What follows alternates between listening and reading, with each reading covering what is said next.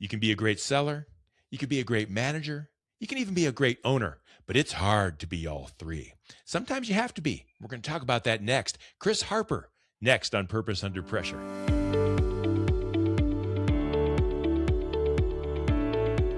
Well, welcome back. My name is Brian, and this is Purpose Under Pressure. It's a podcast about developing sales and leadership success on purpose and under pressure. It's brought to you by the professional sales and leadership training team at Sandler by the Ruby Group. You'll find them in Akron and in Columbus, Ohio. They're in Jacksonville, Florida.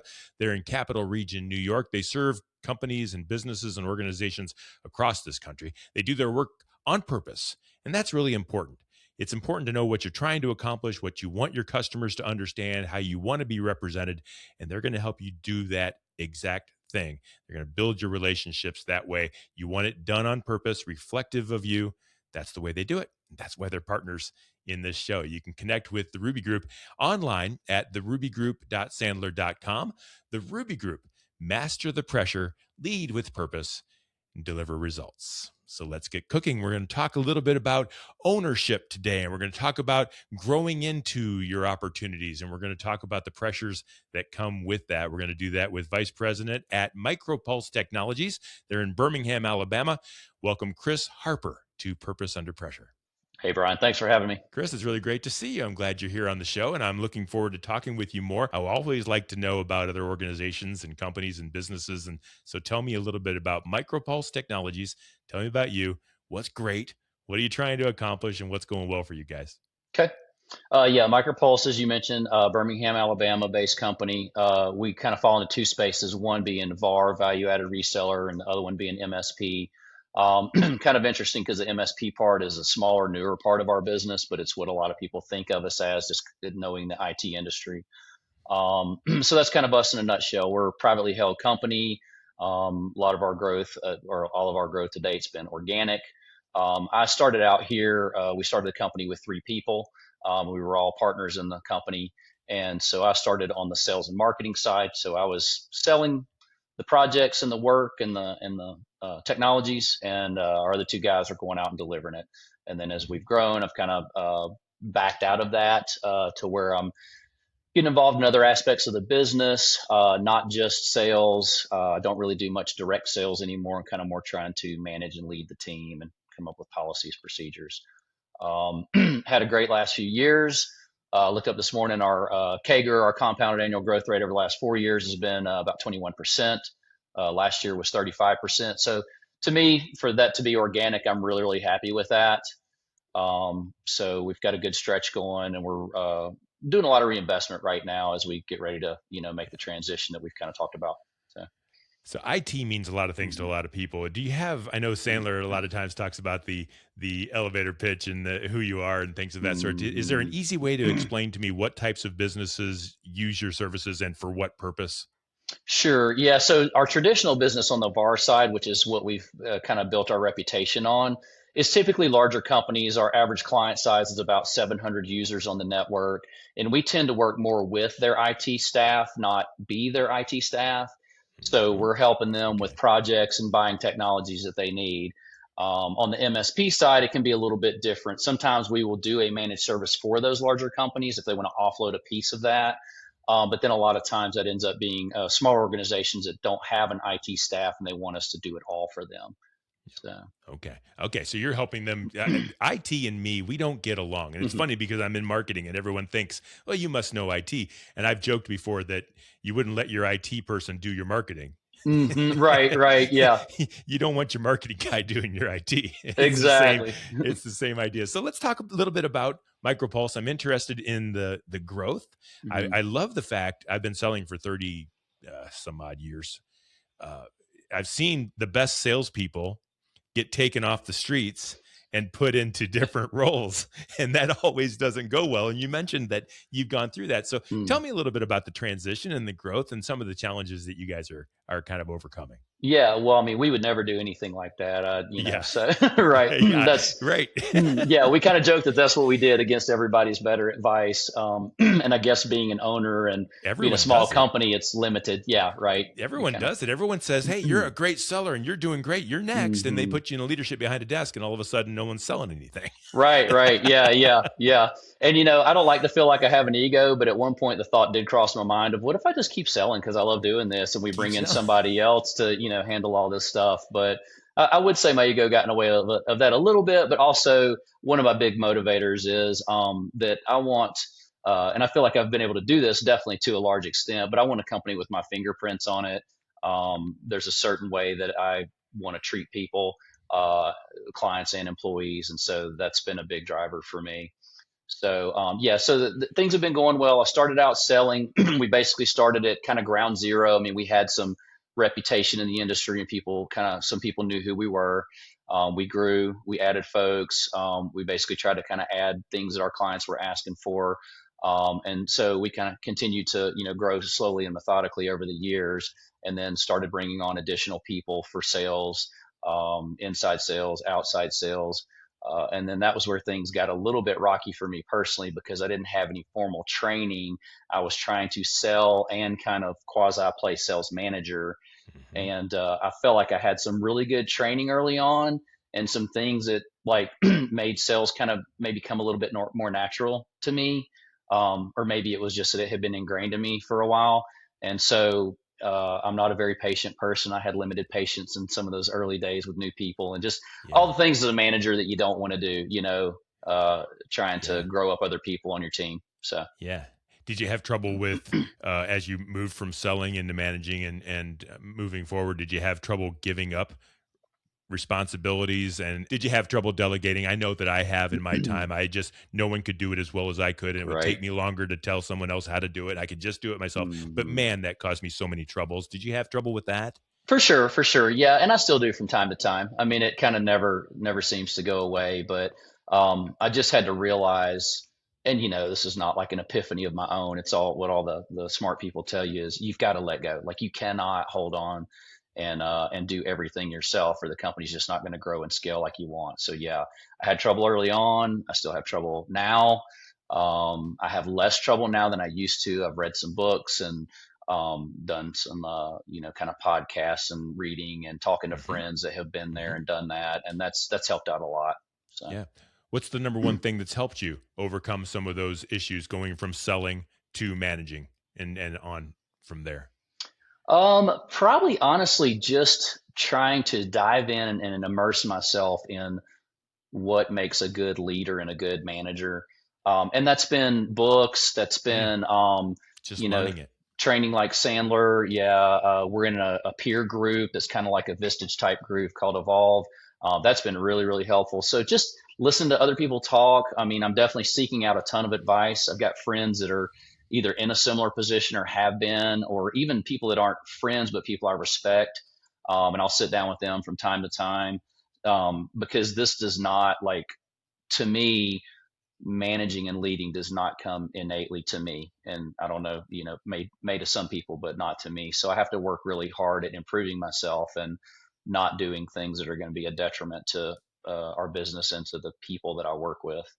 Yeah. So, Yeah. I think it's helpful, don't you think, Chris, that you're just able to bring that up in the first place and say, to get past your ego, to hang that thing on the door and say, look, hmm I'm not wired this way. hmm And I need to learn this. And sometimes I think sellers, we like to be successful. We like to pat hmm ourselves on the back a little bit and show how well we are doing.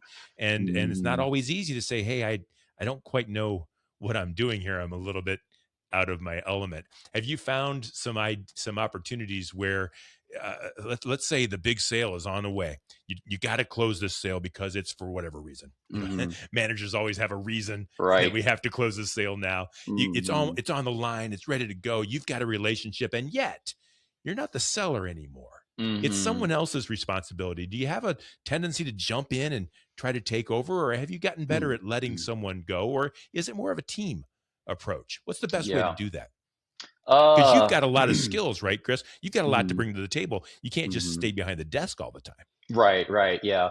Yeah, definitely. I mean, I think it's a team approach, but what I've tried to learn and throttle myself with is don't get involved unless I really feel like I'm needed or I'm asked. Mm, Because I used to want to jump in. I would go, oh, this isn't going the way I want it to, or I don't want to take a chance that we're going to lose this deal. But I have learned, I mean, being a small business and being an owner, it's hard sometimes to watch a loss coming, but you also learn from those. So it can be really really tough. I mean, it's one of the hardest things to do. But sometimes I can see something I don't think's going very well, and I'm like, we all need to learn from this, and whoever's running this deal or working this deal, if it goes bad, they need to learn.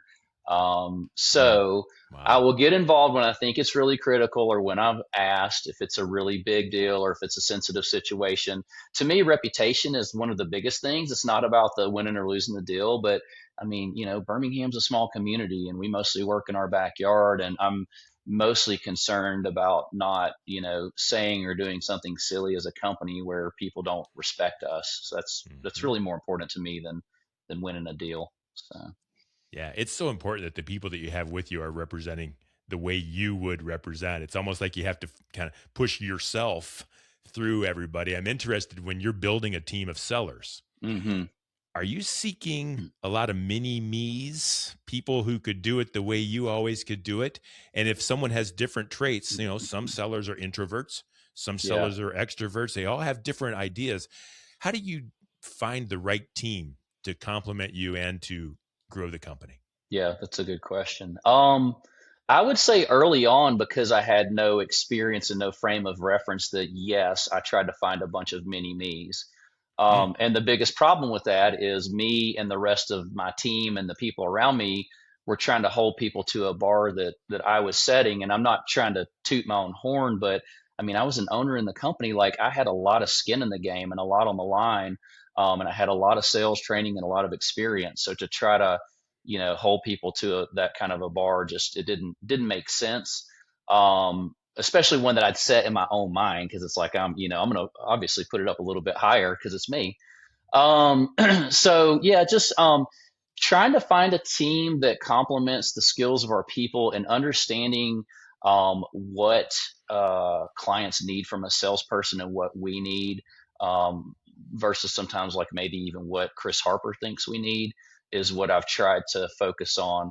Because like you said, we do have different people with different talents, different skill sets. Some, we're in a technical industry, so some are more technical, some are more relationship based, some are direct, some are indirect.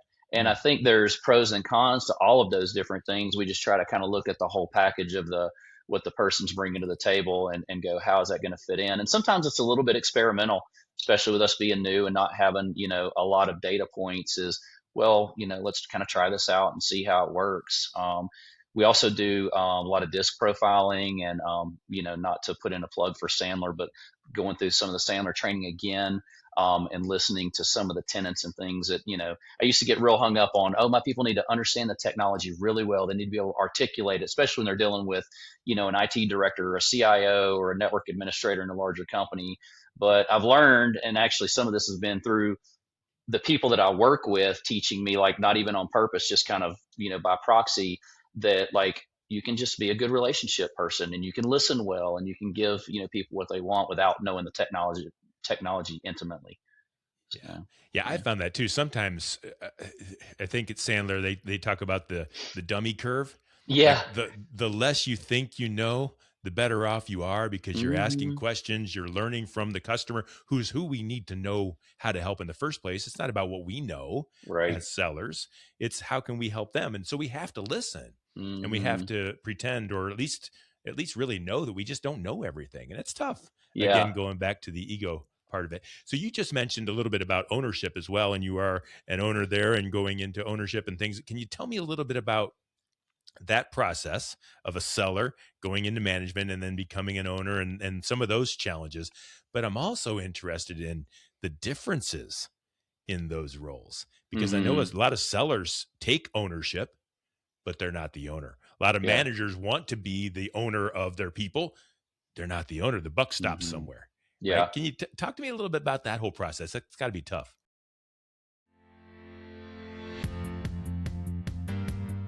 Everyone in the organization needs to know how to sell. Sales is the strength of any company. Whether or not you're in marketing, operations, or even finance, everyone has a strong shared accountability towards driving top-line revenue. Whether or not you're client-facing or talking over the phone, you're able to build a stronger level of rapport with the clients. Everyone in the organization shares that responsibility to know how to sell.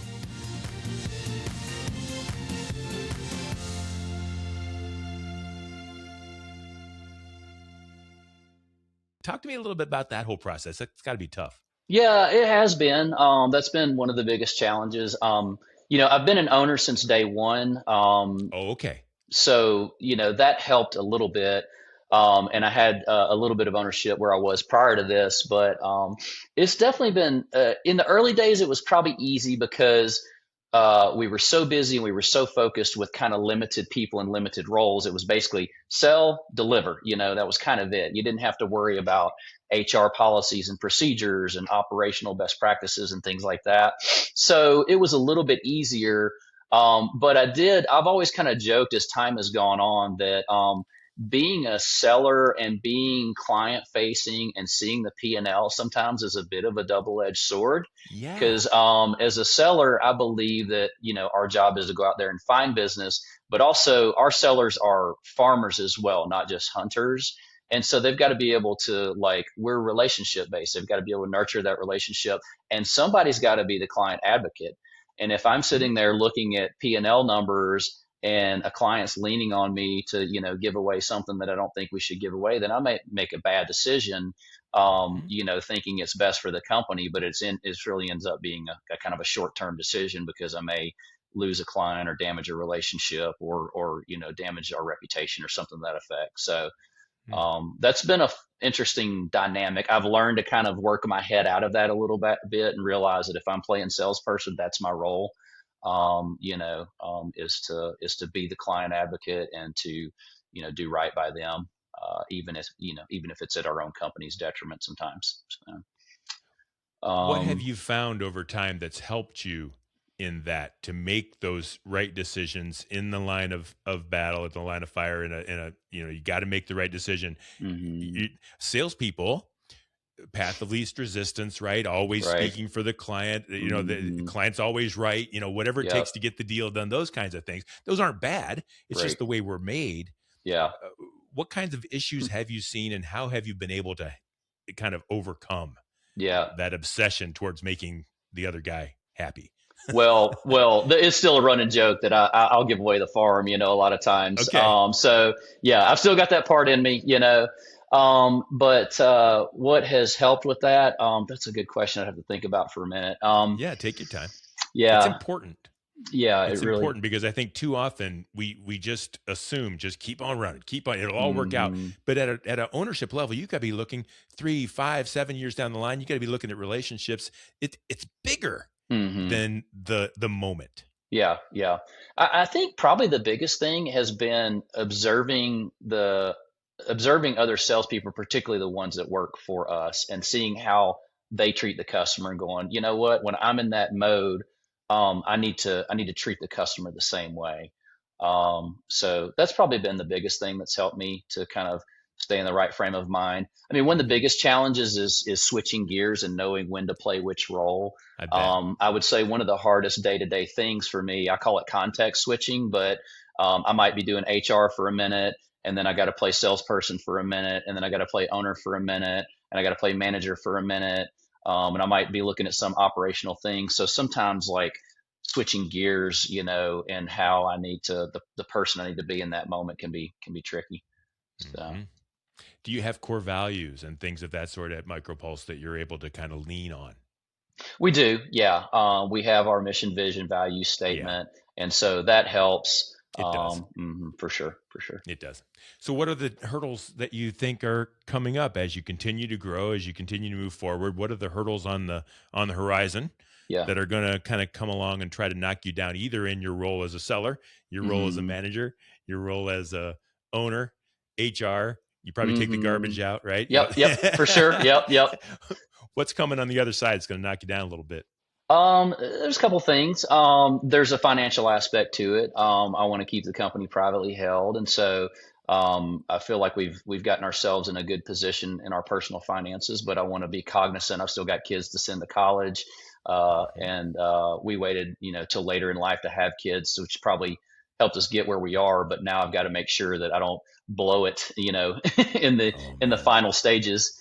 I know Um, that. so there's that pressure for sure. Part of it too is I feel like my business partner and I have very different skill sets and personalities, and we complement each other well. And so figuring out how to fill his skill set when he moves on, is another thing. So there are a lot of things that he's really good at that I'm not. Some of them I have zero interest in doing. So it's, kind of do I want to learn it and do something I'm not interested in, or do I want to hire in for, or promote up or whatever?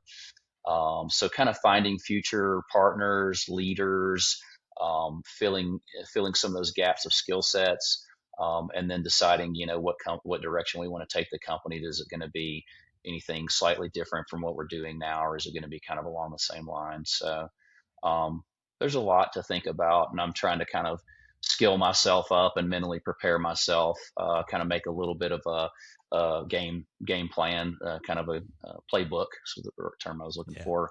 Over time, I'll think of something random and go, "Oh, I like this idea. I'm going to jot it down, and then I'll run with it later." I get a lot of, obviously my own ideas, but then I get a lot of ideas of people throw at you. "Oh, you should do this, and you should do that, and you guys are good at this, and you need to get better at that."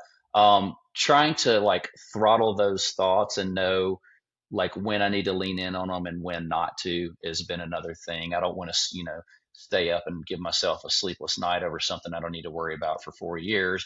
And then conversely, I don't want to defer something that I need to worry about in 4 or 5 years that I need to, focus on now. So.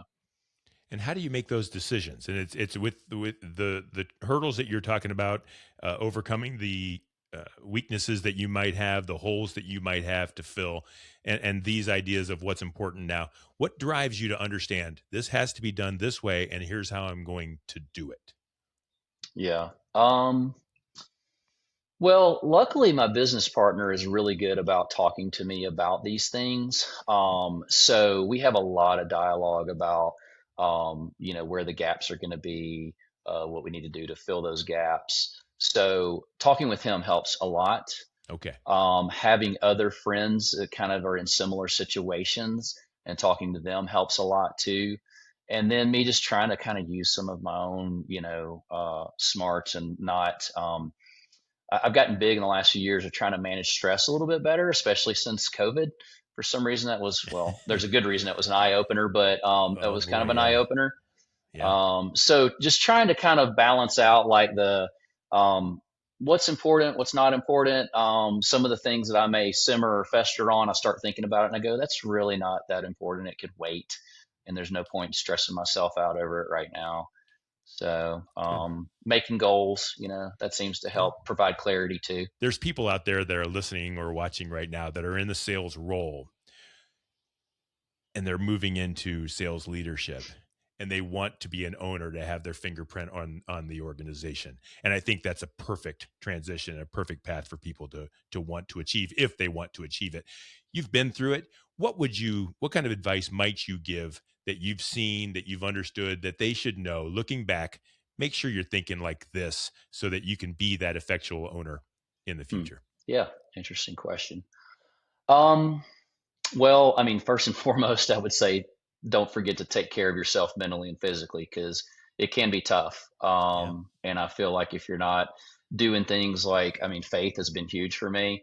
Kind of refound that a few years ago. And so having something like that to lean into, something that's bigger than me, has been big. And then just, things like diet and exercise and not letting myself go. But as far as like actually the practical parts of the job, I would say just I've always operated with like I want to help the company, not necessarily I want to help myself. And I think that's actually I wasn't doing it necessarily to get an ownership role, but I think that's what led me to that. So I would say being selfless if you're trying to get that spot and you're not there yet, is a big thing, and just showing the company that you're here to help in whatever capacity they need you. Like you said, taking out the trash. You might be the sales guy, but Mhm. you can refill the water in the coffee pot and take out the trash if it needs to be. If you're making that transition, I think that learning to compartmentalize is a good skill to have. Sometimes I might have something that frustrates me on the sales side, and I can't carry that over to a conversation with a coworker or vice versa. So having a little bit of mental discipline. Sometimes I actually get up and step away from my desk or from what's going on for a minute to kind of reset. So I think just probably being in the moment, thinking about where you are, and being intentional with what role you're supposed to be in, and focusing on that, and not letting outside noises and distractions bleed in. And then kind of cliched, but being a student or learner of the game. I mean, at first I was just trying to wing it and made a lot of mistakes. I want to call some of those people back and go, God, I'm sorry for what kind of person I was to work with. So I think just trying to be kind of a constant learner, and focus on what it means to be an owner, what it means to be a manager, what it means to be a leader is huge. You just can't get by without that unless you've got that innate ability. So Yeah. Yeah. I even think if a seller doesn't want to become an owner someday, and many don't, and I think that's mhm. completely fine. But I think even if a seller doesn't want to do that, they still need to operate under those ideas. It might cost them a sale. Sometimes the best sale you ever make is the one you said no to, Yeah. right? Because you knew it wasn't good for the company. You would have had a nice Mhm. fat commission off of it, but you didn't saddle your company with this problem client or a non-fit organization. So Mhm. I agree. I think that if a seller is selling in the right way, they're selling to help the organization grow. Their growth will go along with it, Mhm. Right. but they can't do it the other way. At least that's the Exactly. way I've always thought about it. Chris, how do people get in touch with you if they want to talk about anything we've talked about here today, anything that you do there at MicroPulse Technologies, and they want to learn more about that? Yeah, sure. So they can call our office 205-912-8800, 8800. My email address is chris.harper, kind of a long one, chris.harper at micropulsetech.com, which is micropulsetech.com. So no funky spellings there. Okay. And then, of course, our website's just micropulsetech.com. So. Excellent. Chris, last question. Are you a better owner or are you a better seller? Ooh, you had to do that. Yes, I did. I'm going to put it 50-50 right now. I would say I'm losing my sales skills pretty fast. Sandler proves that to me on a regular basis. So yeah, maybe I'm 51% better owner. Yeah, you're growing and you're in the right spot and you can hire other people to do the other things. So Right. that's tremendous. I appreciate your taking the time and thanks for sharing that. I know you're going to be helpful. You're helpful to me. I've been through that. I've been through the seller and to the manager, which I was terrible at, and I'm an owner now, and the skills that you need are similar but extremely different. Hmm. And so I appreciate this conversation too. That's Vice President at MicroPulse Technologies, Chris Harper. Chris, thank you for joining us today on Purpose Under Pressure. Folks, thanks for being here. Thanks for watching. Thanks for listening. If you're back, thank you for returning. Hope you told a friend. I hope you're subscribed. We do this show multiple times a week. And so if you do subscribe, you won't miss an episode of Purpose Under Pressure. You'll find all past episodes at brianmediastrategies.com/podcast. And you'll also find them wherever you stream your favorite shows. The show is brought to you by the Ruby Group. Master the pressure, lead with purpose, deliver results. Until next time, no matter how high the pressure gets, stay on purpose.